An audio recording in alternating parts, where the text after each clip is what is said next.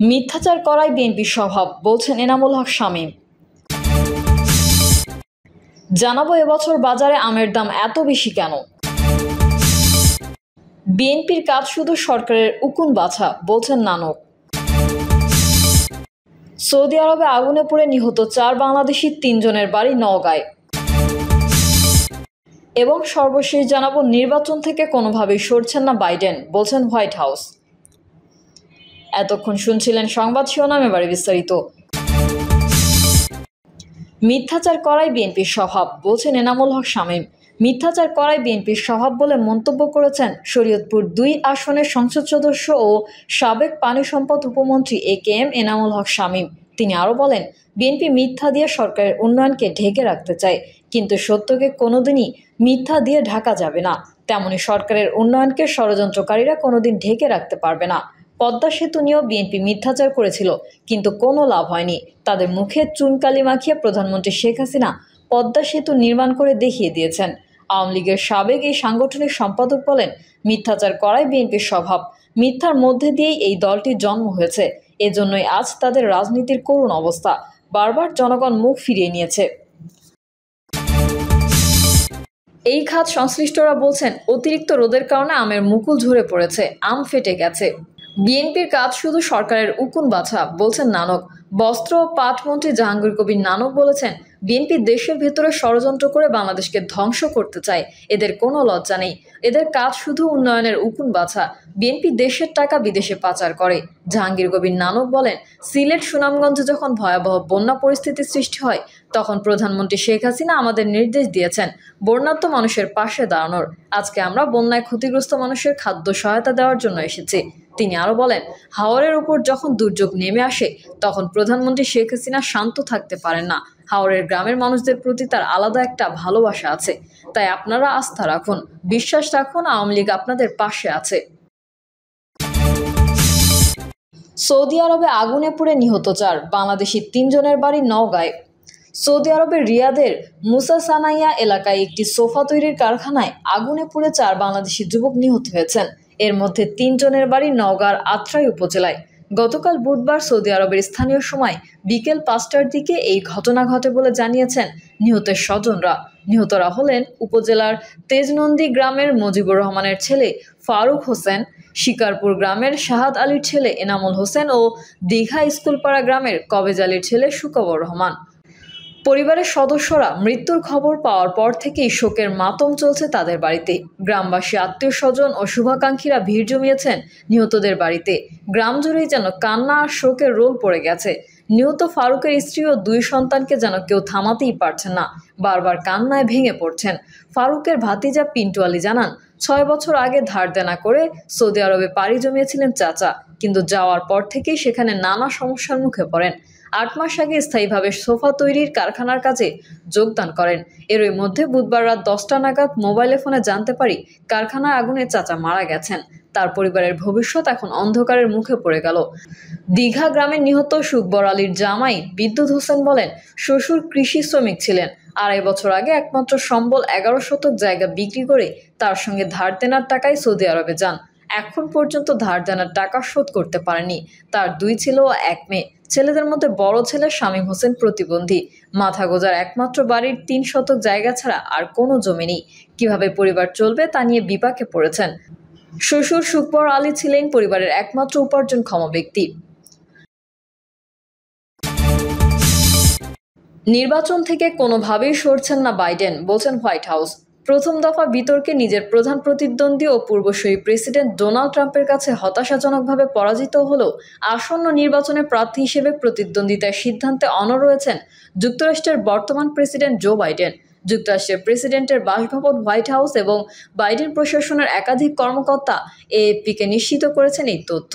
আগামী নভেম্বরে যুক্তরাষ্ট্রের প্রেসিডেন্ট নির্বাচন হবে। সেই নির্বাচনে ক্ষমতাসীন ডেমোক্রেটিক পার্টির প্রার্থী হিসেবে জো বাইডেন প্রতিদ্বন্দ্বিতা করবেন তার পূর্বসূরি এবং বিরোধী দল রিপাবলিকান পার্টির প্রার্থী ডোনাল্ড ট্রাম্পের সঙ্গে। গত 28শে জুন সিএনএনের আয়োজনে প্রথমবারের মতো নির্বাচনী বিতর্কে অংশ নেন ট্রাম্প এবং বাইডেন এবং সেই বিতর্কে ট্রাম্পের কাছে রীতিমতো নাস্তানাবুদ হন তিনি।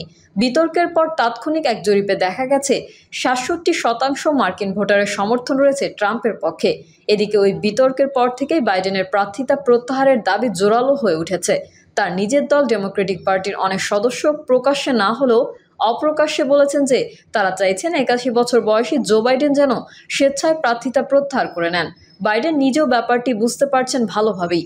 তার ঘনিষ্ঠ একটি সূত্রের বরাতে জানা গেছে, ঘনিষ্ঠ মহলে বাইডেন স্বীকার করেছেন যে আগামী নির্বাচনে নিজের জয়ের ব্যাপারে জনগণ এবং নিজের রাজনৈতিক দলকে কার্যকর আশ্বাস দেওয়ার মতো কিছু যদি শিগগিরই করতে না পারেন তাহলে এই চাপ আরও বাড়বে।